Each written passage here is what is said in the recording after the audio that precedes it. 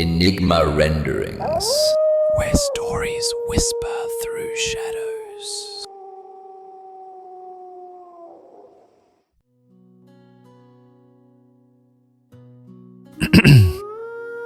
Greetings, listeners of the unseen, and welcome back to Enigma Renderings, where stories whisper through shadows. For those learning English, let this be your companion, where language immerses you through sound, tension, and silence. You're listening to Enigma Renderings, your home for cinematic storytelling in English. Our journey began with a single idea: to breathe new life into timeless tales. Stories that once lived in Bengal, Tamil, Hindi, and many other tongues, carried into English with voice, emotion, and atmosphere. Stories are not bound to language. They travel, they transform, yet their soul remains. Tonight, we cross deeper into the shadows. This is not a story of distant worlds, nor of ancient cosmic gods. This is a story that lives inside the human mind. A story of obsession, of control, of guilt disguised as reason. Tonight, we enter the fractured thoughts of one of literature's darkest voices, Edgar Allan Poe. A master of psychological horror, a writer who understood that terror does not always scream. Sometimes it whispers.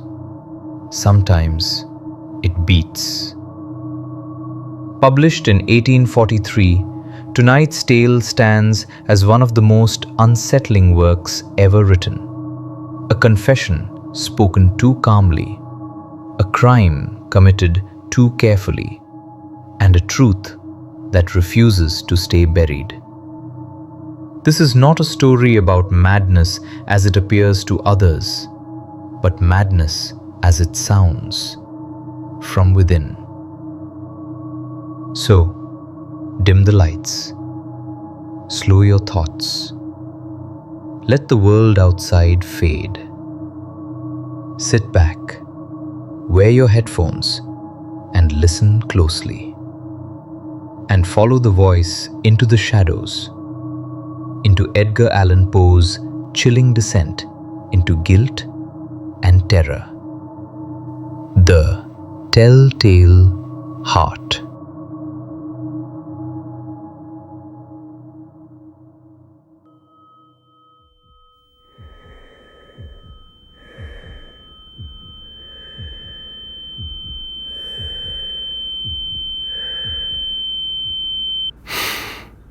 True. Nervous. Very, very dreadfully nervous I had been and am. But why will you say that I am mad? The disease had sharpened my senses, not destroyed, not dulled them. Above all was the sense of hearing acute. I heard all things in the heaven and in the earth. I heard many things in hell. How then am I mad? Hearken, and observe how healthily, how calmly I can tell you the whole story. It is impossible to say how first the idea entered my brain, but once conceived, it haunted me day and night. Object there was none, passion there was none. I loved the old man. He had never wronged me. He had never given me insult. For his gold, I had no desire. I think it was his eye. Yes, it was this. One of his eyes resembled that of a vulture, a pale blue eye with a film over it. Whenever it fell upon me, my blood ran cold. And so, by degrees, very gradually, I made up my mind to take the life of the old man, and thus rid myself of the eye forever. Now this is the point. You fancy me mad. Madmen know nothing. But you should have seen me. You should have seen how wisely I proceeded, with what caution, with what foresight, with what dissimulation I went to work. I was never kinder to the old man than during the whole week before I killed him. And every night, about midnight, I turned the latch of his door and opened it. Oh, so gently. And then, when I had made an opening sufficient for my head, I put in a dark lantern, all closed, so that no light shone out. And then I thrust in my head. Oh, you would have laughed to see how cunningly I thrust it in. I moved it slowly, very, very slowly, so that I might not disturb the old man's sleep.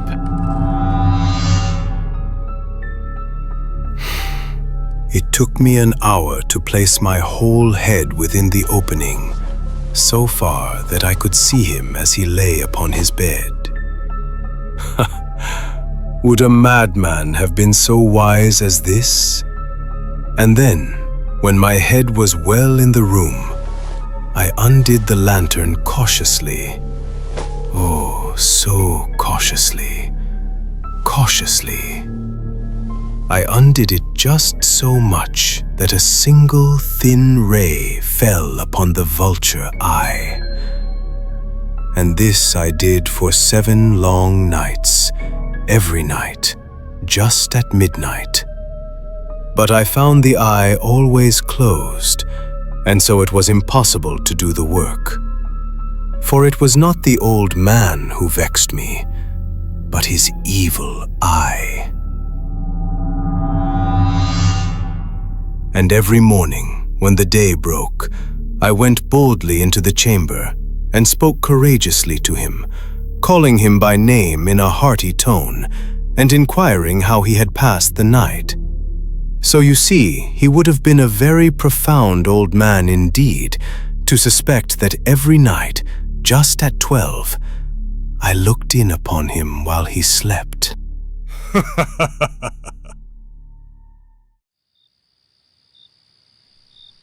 Upon the 8th night, I was more than usually cautious in opening the door.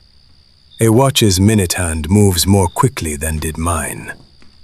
Never before that night had I felt the extent of my own powers, of my sagacity. I could scarcely contain my feelings of triumph. To think that I there was, opening the door, little by little, and he not even to dream of my secret deeds or thoughts. I fairly chuckled at the idea, and perhaps he heard me, for he moved on the bed suddenly, as if startled.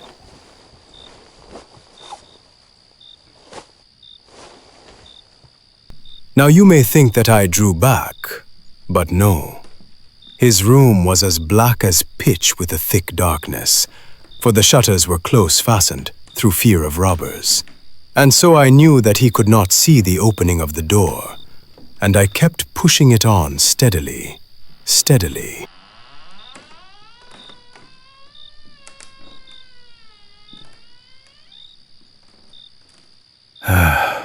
I had my head in, and was about to open the lantern when my thumb slipped upon the tin fastening.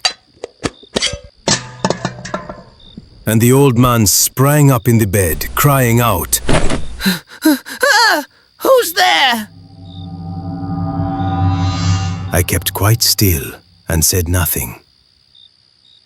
For a whole hour I did not move a muscle, and in the meantime I did not hear him lie down. He was still sitting up in the bed, listening, just as I have done, night after night, hearkening to the death watches in the wall. Presently I heard a slight groan, Oh no! and I knew it was the groan of mortal terror. It was not a groan of pain or of grief. It was the low, stifled sound that arises from the bottom of the soul when overcharged with awe. I knew the sound well. Many a night, just at midnight, when all the world slept, it has welled up from my own bosom, deepening with its dreadful echo the terrors that distracted me. I say I knew it well. I knew what the old man felt, and pitied him, although I chuckled at heart. I knew that he had been lying awake ever since the first slight noise when he had turned in the bed. His fears had been ever since growing upon him. He had been trying to fancy them causeless, but could not. He had been saying to himself, It is nothing but the wind in the chimney. It is only a mouse crossing the floor. Or, it is merely a cricket which has made a single chirp. yes, he has been trying to comfort himself with these suppositions, but he had found all in vain,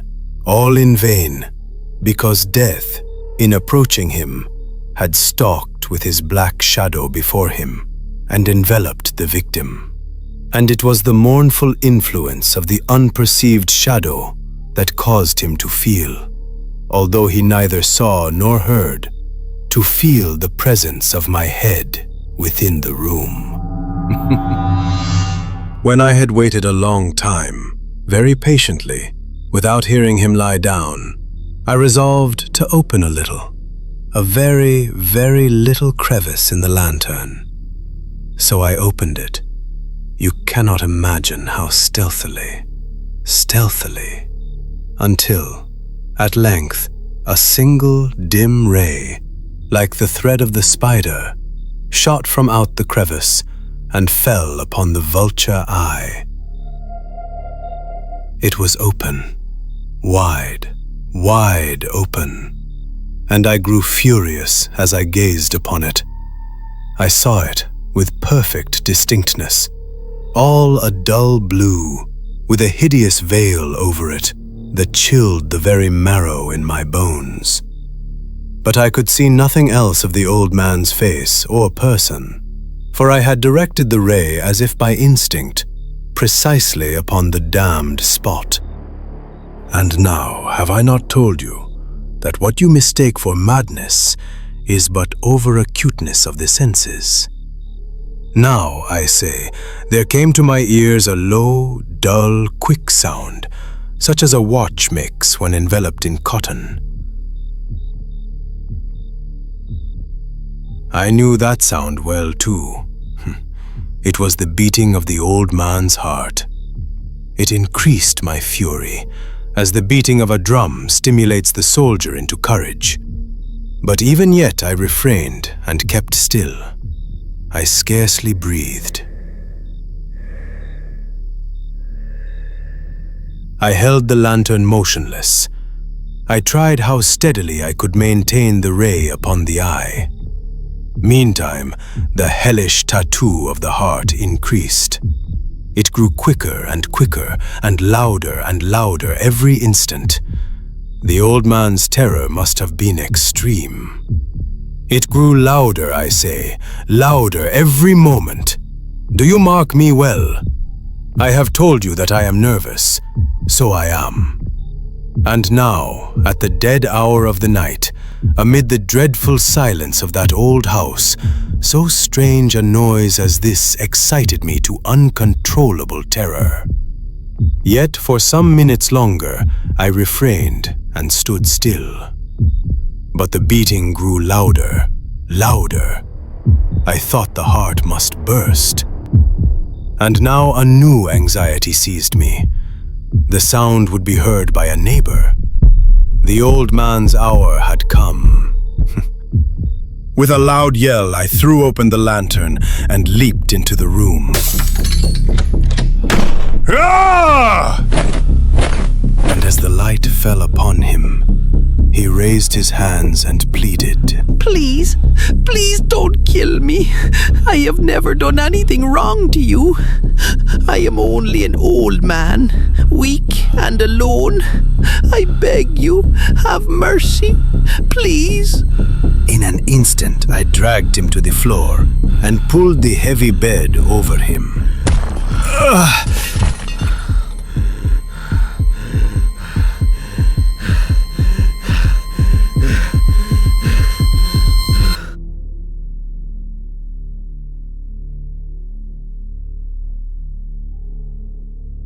I then smiled gaily to find the deed so far done. The old man was dead. I removed the bed and examined the corpse. Yes, he was stone dead. I placed my hand upon the heart and held it there many minutes. There was no pulsation. He was stone dead.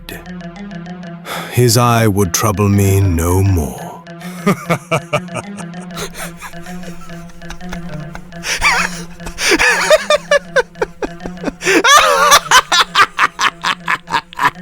His eye would trouble me no more.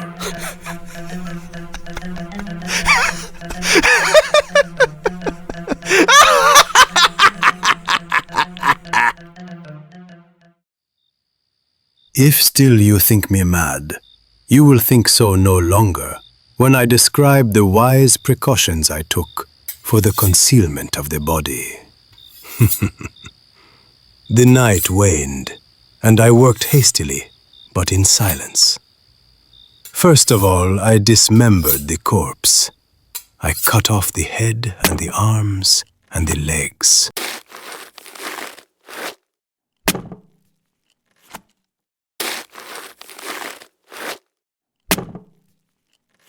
I then took up 3 planks from the flooring of the chamber and deposited all between the scantlings.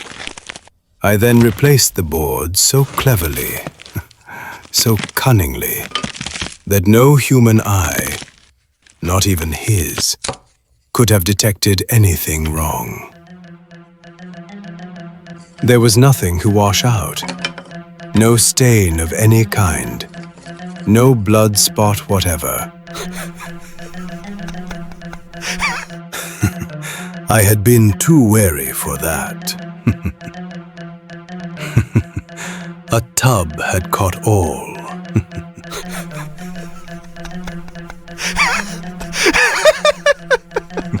No sign left.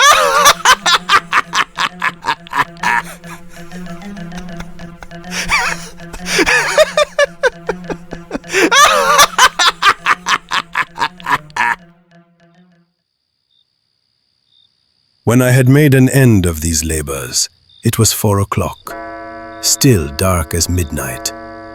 As the bell sounded the hour, at the same time, there came a knocking at the street door.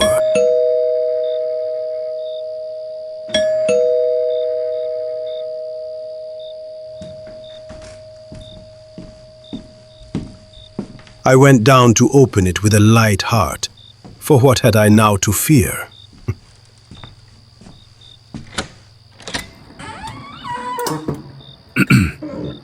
There entered 3 men, who introduced themselves with perfect suavity as officers of the police. A shriek had been heard by a neighbor during the night. Suspicion of foul play had been aroused. Information had been lodged at the police office, and they, the officers, had been deputed to search the premises. I smiled, for what had I to fear? I bade the gentleman welcome. The shriek, I said, was my own in a dream. The old man, I mentioned, was absent in the country. I took my visitors all over the house. I bade them search well. I led them at length to his chamber. I showed them his treasures, secure, undisturbed. In the enthusiasm of my confidence, I brought chairs into the room and desired them here to rest from their fatigues, while I myself, in the wild audacity of my perfect triumph, placed my own seat upon the very spot beneath which reposed the corpse of the victim. The officers were satisfied. My manner had convinced them. I was singularly at ease. They sat, and while I answered cheerily, they chatted of familiar things. But ere long, I felt myself getting pale and wished them gone. My head ached, and I fancied a ringing in my ears, but still they sat and still chatted. The ringing became more distinct. It continued and became more distinct. I talked more freely to get rid of the feeling, but it continued and gained definitiveness, until at length I found that the noise was not within my ears. No doubt I now grew very pale, but I talked more fluently and with a heightened voice. Yet the sound increased, and what could I do? It was a low, dull, quick sound, much such a sound as a watch makes when enveloped in cotton. I gasped for breath, and yet the officers heard it not. I talked more quickly, more vehemently, but the noise steadily increased. I arose and argued about trifles in a high key and with violent gesticulations, but the noise steadily increased. Why would they not be gone? I paced the floor to and fro with heavy strides, as if excited to fury by the observations of the men, but the noise steadily increased. Oh God, what could I do? I foamed, I raved, I swore. I swung the chair upon which I had been sitting and grated it upon the boards, but the noise arose over all and continually increased. It grew louder, louder, louder, and still the men chatted pleasantly and smiled. Was it possible they heard not? Almighty God! No, no! They heard. They suspected. They knew. They were making a mockery of my horror. This I thought, and this I think.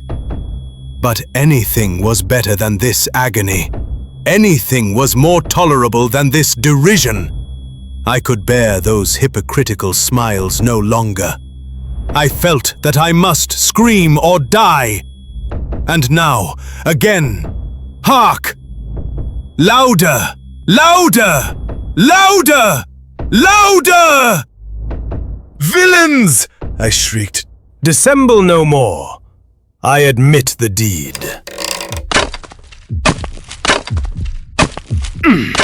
I tear up the planks. Here! Here! It is the beating of his hideous heart.